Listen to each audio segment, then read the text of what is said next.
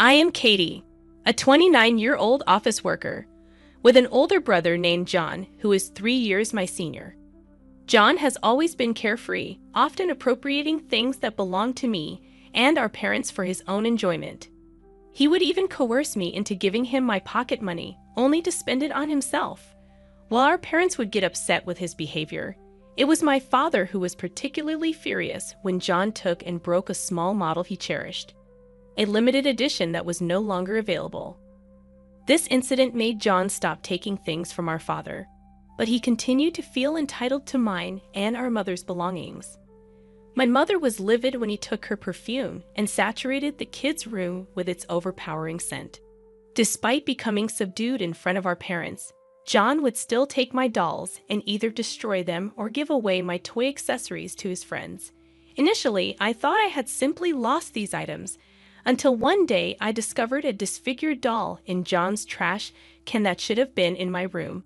Confronting him in tears, I found little sympathy from John, who argued that I was to blame for not taking better care of my toys. His persuasive manner made me feel as though I was at fault. Over time, I learned to diligently tidy up my toys, and by middle school, to keep my money in a safe my father had bought me for my birthday. I had to alter the safe's combination monthly to safeguard my belongings from John. I didn't want to risk losing my brother by disclosing the situation to our parents, so I remained silent. In middle school, I obtained a lock for my room. My father acknowledged that it was natural for someone my age to desire privacy, promptly installing it. Though John appeared resentful in our parents' presence, I felt victorious. Now, John couldn't access the allowance I received. I hoped he would return the money he took, but he'd likely deny the occurrence. Besides, the exact amount he took remains unclear to me now. Therefore, I decided not to dwell on it. As I commenced college and began working part-time, I realized the money John took could easily be earned in a month, so it seemed trivial. While I pursued my studies in college, John graduated and secured a job at a distant company.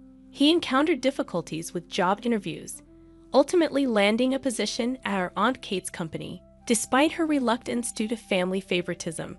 Aunt Kate relented due to his persistence. I learned from Aunt Kate that John would wait outside her company daily, pleading for a job. I sympathized with Aunt Kate, feeling sorry that John harassed her into giving him a job. He only seemed to heed those who expressed anger openly, otherwise, his desires took precedence. As his sister, my objections were always dismissed as mere sibling rebellion. Since he moved out, our contact had been minimal. To my surprise, John brought home a woman named Courtney, a stunning beauty who could easily be a model. However, her inner beauty didn't match her outward appearance. Courtney accompanied John to our family home to formally announce their marriage. With a smirk, she mentioned the possibility of presenting grandchildren to our parents, subtly implying that I might not fulfill that role, which bothered me slightly. However, my perceptive parents swiftly addressed Courtney's attitude. They made it clear that they never demanded grandchildren from their children and emphasized that having children doesn't define one's worth in today's diverse world. My mother's message was clear. Courtney's declaration of intending to provide grandchildren was an unnecessary attempt to assert dominance over me. Upon hearing my mother's words, Courtney seemed to grasp the message and responded somewhat begrudgingly. It appeared as though she and John shared a similar mindset. While John had learned not to oppose our parents or tamper with their belongings, he and Courtney felt no hesitation in acting selfishly towards me, including taking my things without permission. After the meeting, Courtney suggested we exchange contact information, though she hadn't done so with my parents, assuming it was merely a formality. I agreed to exchange contact information with Courtney. However, she began contacting me unnecessarily, making unwelcome remarks about my personal life. "Hey Katie, I heard you're 29 and still without a boyfriend, almost hitting 30 and still toying with your looks. Finding someone after 30 will be nearly impossible," she said. Her comments were unsolicited and annoying, prompting frustration within me. It seemed rude to only read and not reply to my future sister-in-law, so I messaged her back, saying, "You don't need to worry about me." To which she responded with a taunting "play tough." Whether it was my brother John or Courtney, it seemed they couldn't communicate without belittling me. Considering the constant belittling messages from her, I wondered if there was any point in keeping her contact information. So, I asked my parents, "I keep getting these kinds of messages from Courtney every day. Is it okay if I block her? We might not be able to communicate after that." Unlike John, who had blocked her parents to avoid nagging, I thought blocking her wouldn't completely sever our communication since John would likely unblock me if necessary. Feeling refreshed, I went ahead and blocked Courtney's contact. Later, when Courtney came to our house with John, she criticized me for blocking her.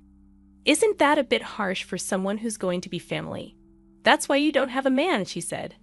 I replied firmly, "I'm not free enough to entertain someone who has nothing better to do than mock me daily."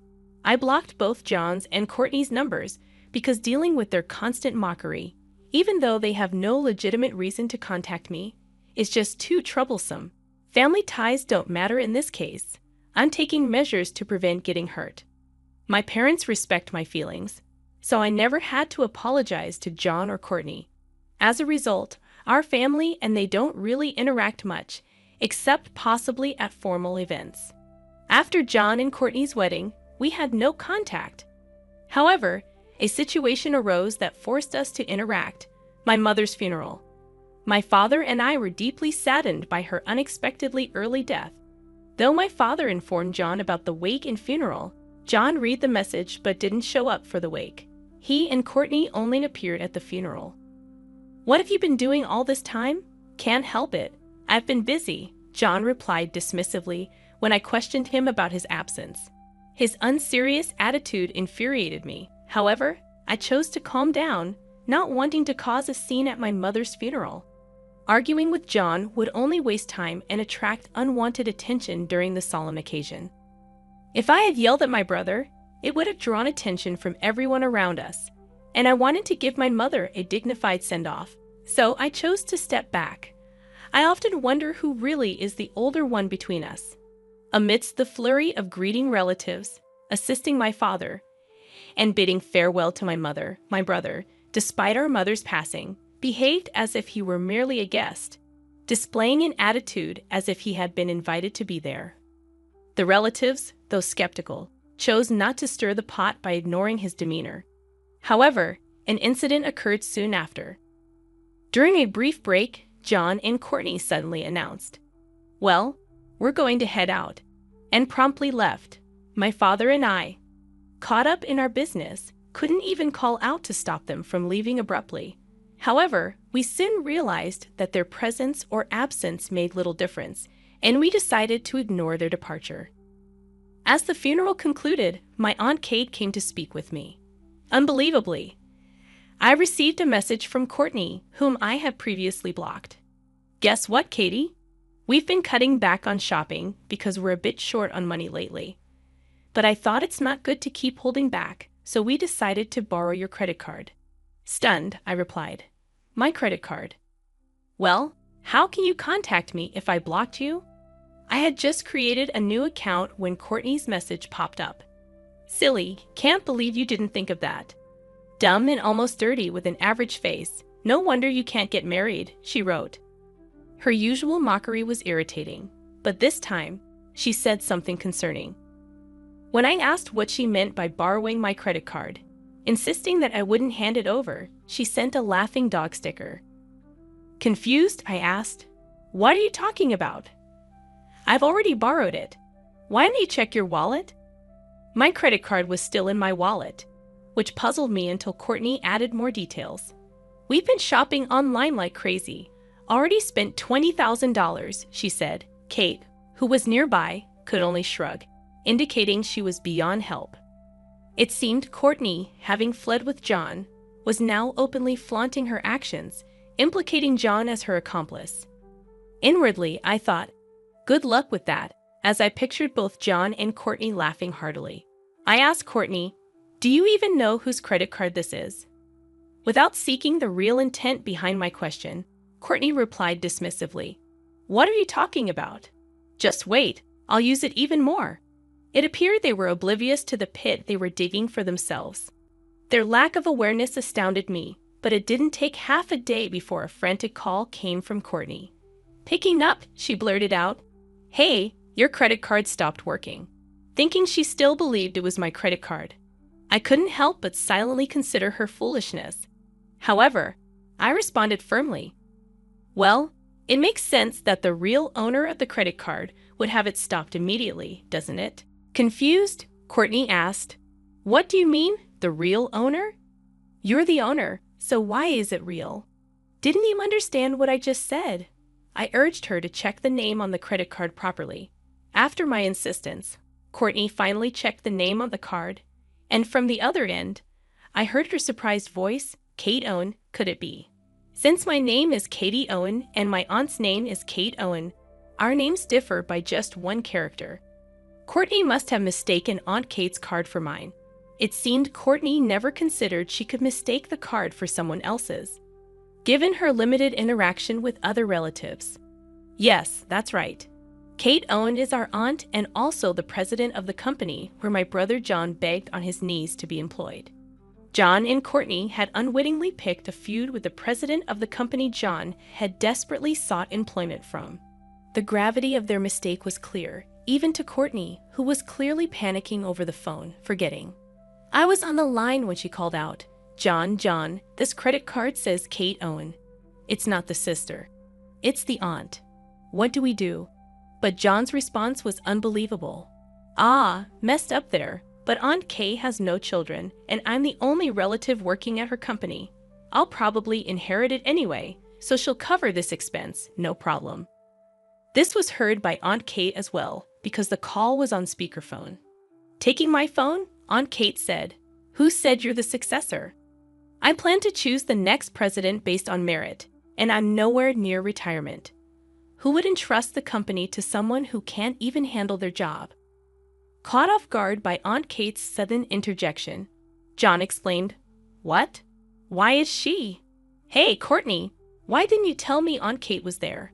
I thought Katie was the only one on the call." Perhaps John thought anything he said would be excused if only I were listening.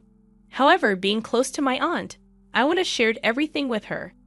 "You'll be informed of your punishment later, and you'll repay every penny you've squandered in full. And if you complain, I'll get a lawyer ready. Just you wait." Aunt Kate ended the call. Despite John's desperate pleas for employment at her company, he had caused a significant mess, as expected. Kate demanded repayment of the misused funds from John and Courtney, claiming they had spent $20,000. Their lack of savings meant they had to borrow to settle the debt.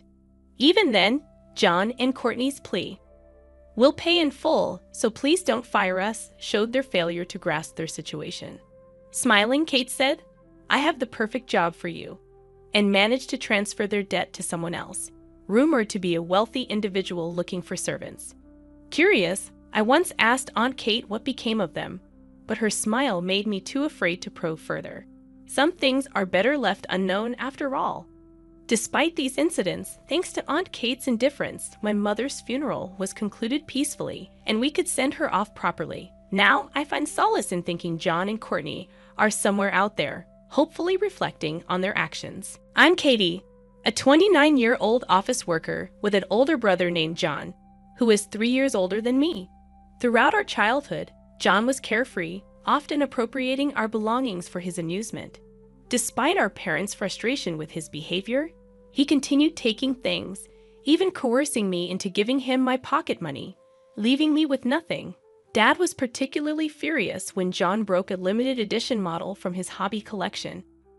Though this incident made him refrain from taking Dad's belongings, he still felt entitled to mine and Mom's possessions. Mom was livid when John used her perfume to overpower the kids' room with its scent.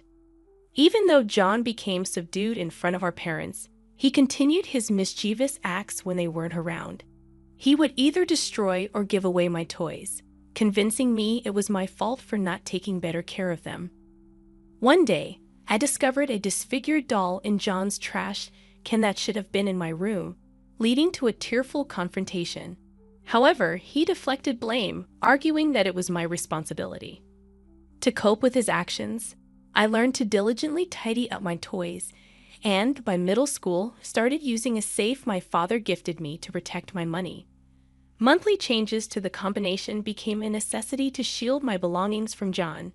Despite my desire to maintain family harmony, I decided to keep quiet about the situation.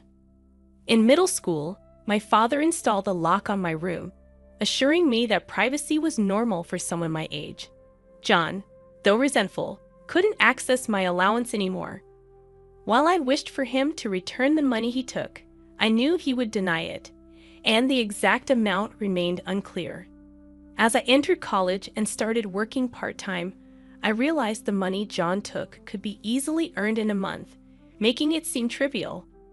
Meanwhile, John struggled with job interviews and ended up working at our Aunt Kate's company, thanks to his relentless pursuit despite her initial reluctance due to family issues.